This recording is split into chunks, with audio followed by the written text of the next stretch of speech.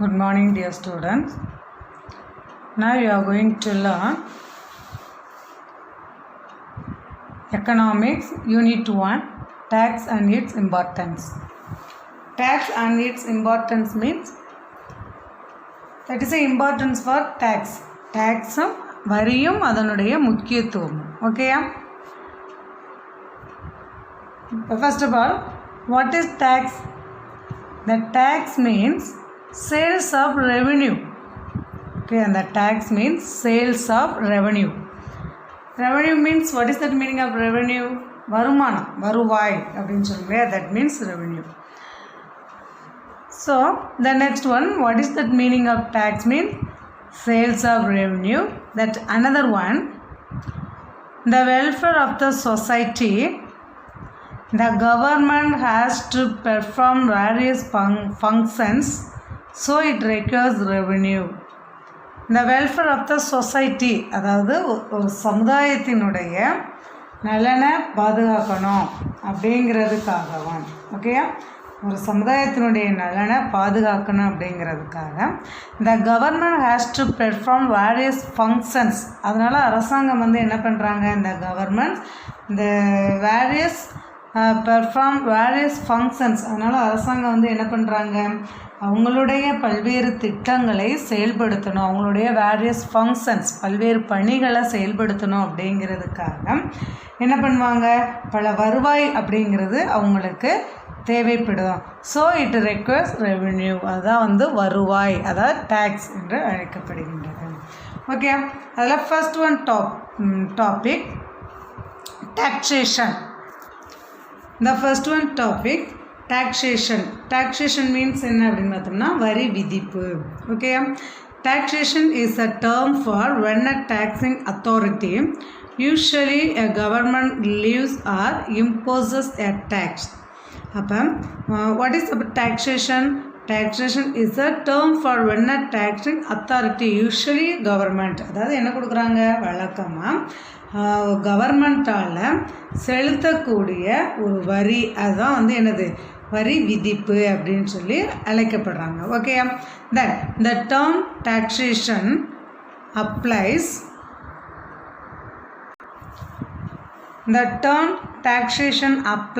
to all types of involuntary levies, from income to capital gains to estate taxes. What is that? The next one, what is taxation means?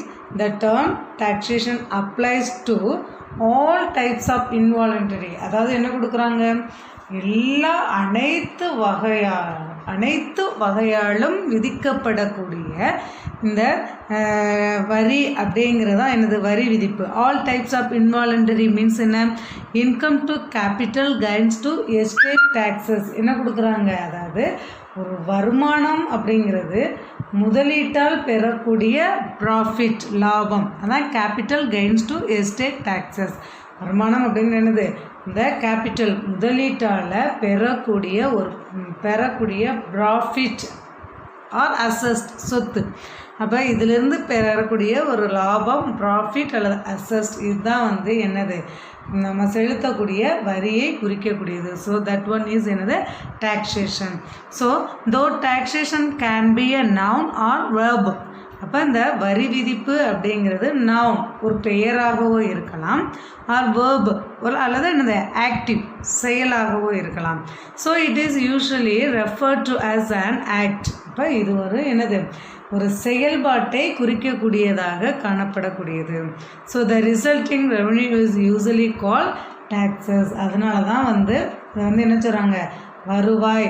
ஏன் this act என்னது, இந்த செயலாலே செயல்படக்கூடிய அந்த ஒரு செயல் அப்படிங்கிறதா taxes, வரி என்று அழைக்கப்படுகின்றது. தென் இந்த next one topic taxes, sorry tax. Tax means என்னது, வரிகள். ஃபஸ்ட்டு டாக்ஸேஷன் பார்த்தோம். டாக்ஸேஷன் மீன்ஸ் என்னது, வரி விதிப்பு. Then the second one taxes. Tax means என்னது, வரிகள். Okay, tax are compulsory payment to the government without expectations or of direct or return or benefit to the taxpayers. அப்போ taxpayers means யார்? வரி செலுத்துவோர். Okay, அப்போ அந்த tax payers, இந்த வரி செலுத்துவோர் என்ன கொடுக்குறாங்க? The tax are compulsory payments to the government without expectation. Without expectation means என்னது? expectation means எதிர்பாராமல், எந்த ஒரு பலனையும் எதிர்பாராமல். ஓகே, அப்போ அந்த டேக்ஸ் பேயர்ஸ், இந்த வரி செலுத்துவோர் எந்த ஒரு பலனையும் எதிர்பார்க்காமல் பேமெண்ட் டு த கவர்மெண்ட், அரசுக்கு என்ன பண்ணுறாங்க? கட்டாயமாக செலுத்துவதைத்தான் என்ன கொடுக்குறாங்க? வரி அப்படின்னு சொல்லி அழைக்கப்படுகின்றது. So according to prof means யார் அப்படின்னா ப்ரொஃபஸர். ஓகே, அதாவது பேராசிரியர். According to the prof Seligman, tax are defined as a compulsory contribution from a person to the government to defray the expenses incurred in the common interest of all without reference to special benefits conferred. அப்போ இந்த professor வந்து என்ன குறிப்பிடுறாரு அப்படின்னு பார்த்தோம்னா, okay, according to prof Seligman, tax are defined as a compulsory contribution. அப்போ ப்ரொஃபஸரான யார் இவர் குறிப்பிடுறாரு? யார்? செலிக்மேன் அப்படிங்கிறவர் குறிப்பிடுறாரு. என்ன அப்படின்னா, the tax means வரி அப்படிங்கிறது இந்த பர்சன் பே த கவர்மெண்ட். அப்போ ஒரு நபர் அரசுக்கு செலுத்த வேண்டிய எனது கம்பல்சரி கான்ட்ரிபியூஷன், அரசுக்கு செலுத்த வேண்டிய கட்டாய பங்களிப்பு தான் டேக்ஸ் அப்படின்னு சொல்லி குறிப்பிடுறாரு. So then government to defray the expenses include in the common interest of all without reference. அப்போ அப்படி செலுத்தக்கூடிய இந்த நம்மளுடைய வரியானது எப்படி எதுலேயுமே என்ன செய்யப்பட்டாங்க? இந்த ஸ்பெஷல் பெனிஃபிட் கான்ஃபர்ட் மீன்ஸ் என்னது? கருதுவது கிடையாது. என்னது? இது ஒரு முக்கிய சிறப்பு சலுகை அப்படின்னு சொல்லி குறிப்பிடப்படுவது கிடையாது. இது இந்த டேக்ஸ், நம்ம கட்டக்கூடிய வரி அப்படிங்கிறது ஒரு சிறப்பு சலுகையாக அது குறிப்பிடப்படுவது கிடையாது. இது எதுக்காக பயன்படுத்துகிறாங்க? இது வந்து என்னது? The common interest of all, அதாவது defray the expenses incurred in the common interest of all, அதாவது நம்ம செலுத்தக்கூடிய அந்த வரியானது பொது நலத்திற்காக அரசு செயல்படக்கூடிய செலவுகளுக்காக அது மேற்கொள்ளப்படுகிறது. Okay, that takes. The next one, the types of tax. The next one, types of tax. The types of tax divided into two types. The first one direct tax, second one indirect tax. Okay, about the direct and indirect, it is divided into two, direct and indirect. The direct tax is classified into four types. What are they? Corporation tax, wealth tax, gift tax and estate duty. Okay, அப்போ இந்த direct tax classified into four types. Indirect tax classified into four types. Oh yeah, okay. அப்போ types of tax means two types. They are classified into two types. The first one direct tax and indirect tax. Then types of tax. The types of tax means another modern times taxes are classified into two types. Okay, there are direct and indirect tax. The first one, direct tax. What is direct tax? A direct tax is paid directly by an individual or organization to imposing entity. About what is direct tax means? They are divided into two types, direct and indirect. What is the meaning of direct? Direct tax is paid directly by an individual or organization to imposing entity. அப்போ நேர்முக வரி அப்படிங்கிறது என்ன குறிப்பிடுறாங்க? ஒரு தனியாளோ அல்லது ஒரு நிறுவனமோ நேரடியாக கவர்மெண்ட்டுக்கு செலுத்தக்கூடிய வரி அப்படிங்கிறதான் என்னது? Direct tax. Okay, then a taxpayer, for example, pays direct tax to the government for different purposes, including real property tax, personal property tax, income tax or tax on assets. அப்போ டேக்ஸ் பேயர் யார்? இந்த வரி செலுத்துவோர். அப்போ அந்த வரி செலுத்துவோர் அப்படிங்கிறவங்க என்ன கொடுக்குறாங்க? அந்த டிஃப்ரெண்ட் ஃபேக்டர்ஸ், பல்வேறு காரணிகளுக்காக என்ன பண்ணாங்க? அந்த அரசுக்கு நேரடியாக வரியை செலுத்துகிறாங்க. அதான் டிஃப்ரெண்ட் பர்பஸஸ்ன்னு சொல்லலாம், அல்லது டிஃப்ரெண்ட் ஃபேக்டர்ஸ், பல்வேறு காரணங்களுக்காக என்ன பண்ணுறாங்க? அரசுக்கு வரியை செலுத்துகிறாங்க. இன்க்ளூடிங் எப்படியெல்லாம் செலுத்துகிறாங்க அப்படின்னா, including real property tax. Real property tax means என்னது? உண்மையான சொத்து வரியின் மூலம் கட்டுறாங்க. தென் இண்டிவிஜுவல் அல்லது personal or individual property tax, அதாவது தனியால் சொத்து வரிக்கான வரி கட்டுறாங்க. தென் இன்கம் டேக்ஸ் வருமான வரி கட்டுறாங்க. ஆர் டேக்ஸஸ் வரி கட்டுறாங்க. Or on assets. Assets means என்னது? இந்த பத்திரங்கள் இருக்கு இல்லையா, ஒரு உறுதிமொழி பத்திரம் அப்படின்னு சொல்லும் இல்லையா, சாட்சி பத்திரம் அப்படின்னு சொல்லும் இல்லையா, அது மாதிரி. அப்போ அந்த உறுதிமொழி பத்திரங்கள் மீதான வரி, இது எல்லாமே வந்து டைரக்ட் டேக்ஸ். இதெல்லாம் வந்து நேரடியான வரி அப்படின்னு அழைக்கப்படுகின்றது. Then the next one, you see, the Central Board of Revenue bifurcated and a separate board for direct tax known as Central Board of Direct Taxes constituted under the Central Board of Revenue Act 1963. அதாவது என்ன குறிப்பிட்றாங்க? இந்த central board of revenue bifurcated means என்ன கொடுக்குறாங்க?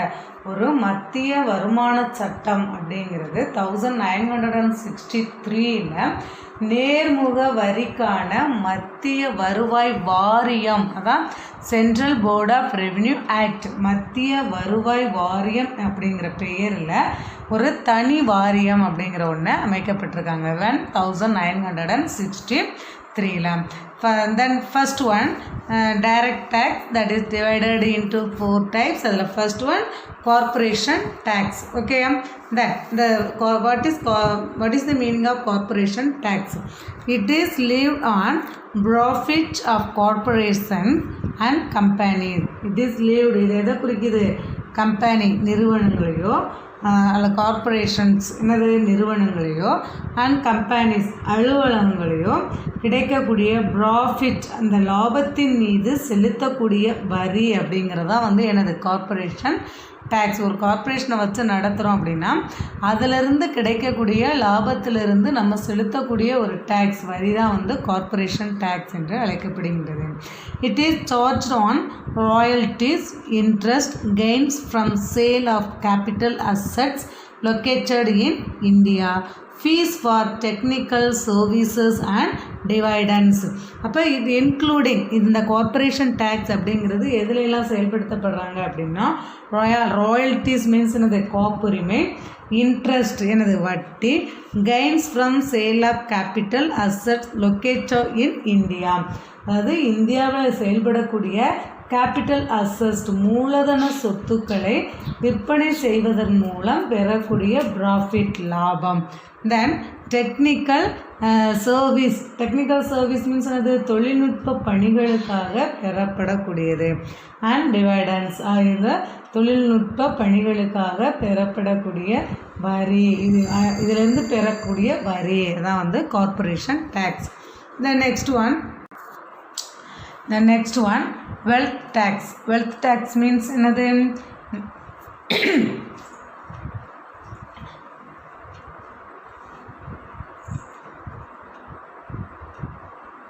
Okay, wealth tax means என்னது?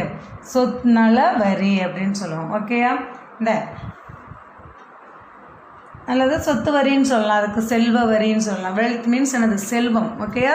Wealth tax means செல்வ வரின்னு சொல்லலாம் அல்லது சொத்து வரி அப்படின்னு சொல்லலாம். It is impose and property of individuals depending upon the value of property. Value of ப்ராப்பர்ட்டினா என்னது? மதிப்புள்ள சொத்து. ஓகேயா? ஒரு நபர் வச்சிருக்கக்கூடிய ஒரு மதிப்புள்ள சொத்துக்களிலிருந்து விதிக்கப்படக்கூடிய வரி அப்படிங்கிறது அந்த வெல்த் டேக்ஸ், சொத்து வரி என்று அழைக்கப்படுகின்றது.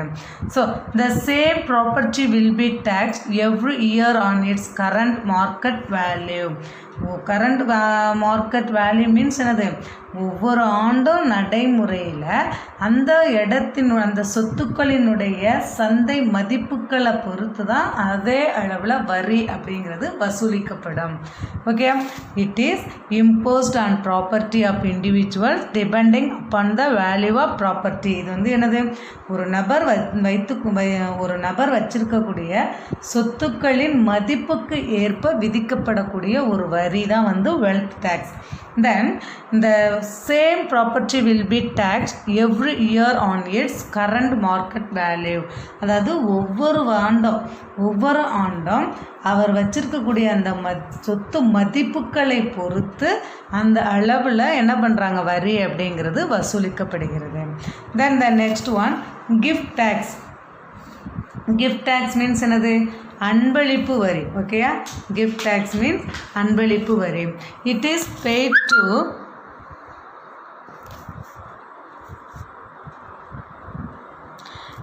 paid to the government by the recipient of gift depending on value of gift. It is paid to the government by the recipient of gift depending on value of gift. ஒரு என்ன சொல்லுவாங்க, value of gift, அந்த அன்பளிப்பு பரிசினுடைய மதிப்பு அப்படிங்கிறது என்னது, ஒரு வெகுமதியாகவோ அல்லது அன்பளிப்பாகவோ பெறக்கூடிய பொருட்களில் இருந்து விதிக்கப்படக்கூடிய வரி அப்படிங்கிறதா வந்து என்னது, அன்பளிப்பு வரி. தென் நெக்ஸ்ட் ஒன், எஸ்டேட் வரி. எஸ்டேட் வரி மீன்ஸ் என்னது, சொத்து வரி. ஓகேயா, எஸ்டேட் டியூட்டி மீன்ஸ் என்னது, எஸ்டேட் டியூட்டி மீன்ஸ் சொத்து வரி. Then what is estate duty? It is charged from successor of inherited property.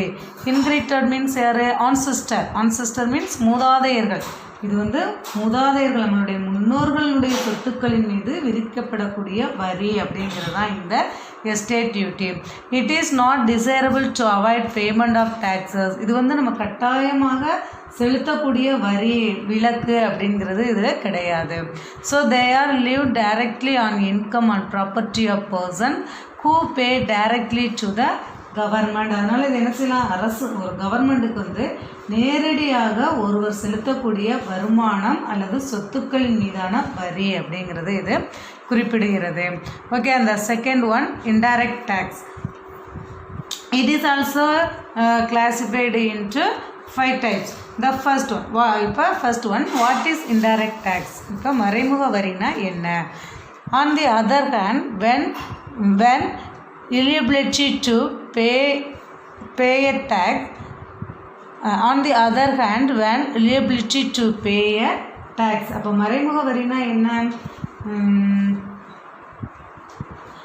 அதாவது ஒருவர் மீது விதிக்கப்படக்கூடிய வரி சுமை, அதான் eligibility to pay a tax.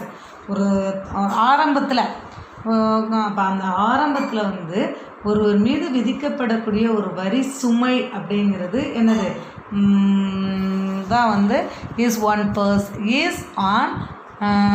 person and the burden of that tax shifts on some other person. Okay, இப்போ என்ன குறிக்கிறாங்க பாருங்க.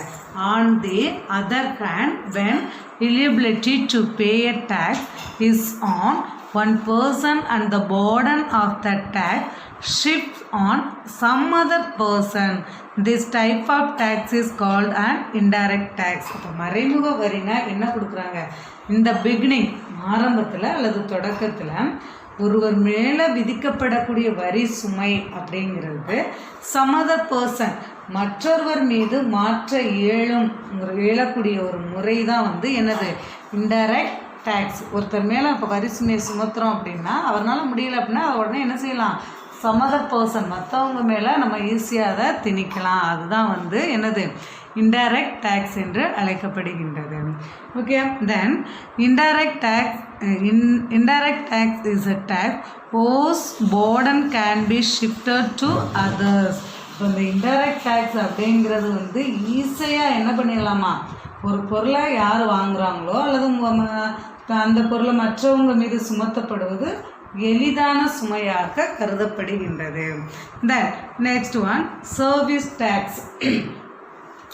Service tax means என்ன அப்படின்னா சேவை வரி. ஓகே, service tax means சேவை வரி. It is raised on provision of service. But what is service tax? The சேவை வரி அப்படிங்கிறது என்னது? on provision of service. சேவை வழங்குவதனுடைய அடிப்படையில், வேலை செய்வதனுடைய அடிப்படையில் வழங்கப்படக்கூடியதான் என்னது? இந்த service tax. This tax is collected from the service recipients and paid to the central government. இது வந்து யாரு? சேவையை பெறுபவங்கிட்ட இருந்து வரி வசூலிக்கப்பட்டு யாருக்கு செலுத்துகிறாங்க? சென்ட்ரல் கவர்மெண்ட், மத்திய அரசுக்கு செலுத்தப்படக்கூடிய வரி தான் வந்து இந்த சர்வீஸ் டேக்ஸ். இது இன்க்ளூடிங் என்னது? இன்டைரக்ட் டேக்ஸில் இது காணப்படக்கூடியது. Then the next one sales tax or VAT. Sales tax or VAT. அதாவது சேல்ஸ் டேக்ஸ் மீன்ஸ் என்னது? விற்பனை வரி அல்லது VAT அப்படின்னு சொல்கிறாங்க. Okay, what is sales tax?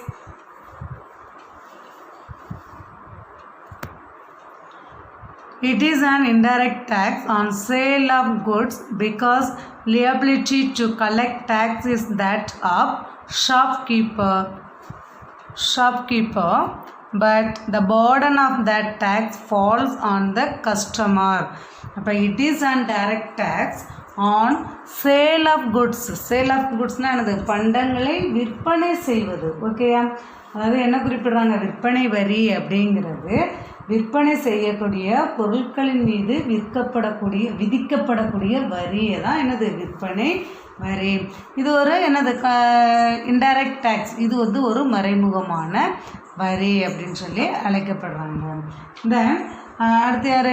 இந்த burden of that tax falls on the customer. இது வந்து யாருக்கு? கஸ்டமர்னால் யார்? அந்த வாங்குறாங்க இல்லையா, அந்த பொருளை வாங்குபவங்க. அந்த பொருளை வாங்குபவர் மீது இது வந்து ஒரு போர்டன் என்னது? ஒரு சுமை, ஒரு வரி சுமையை சுமத்தப்படுவது போல இது காணப்படக்கூடியது. Then the shopkeeper realized the tax amount from the customer by including it in the price of the commodity that he sells. அப்போ யார்? இதனால் இந்த பொருளை விற்பனை செய்பவர் தாம் விற்கும் பொருளினுடைய விலையோடு அதற்குரிய வரியையும் சேர்த்து தான் என்ன பண்ணுறாங்க? விற்பனை செய்கிறாரு. அதான் sales tax. The next one, excise duty. The next one, excise duty. Excise duty means என்னது? கலால் வரி அப்படின்னு சொல்லுவாங்க. ஓகே, எக்ஸைஸ் மீன்ஸ் கலால், டியூட்டி மீன்ஸ் டேக்ஸ், வரி. அப்போ கலால் வரி.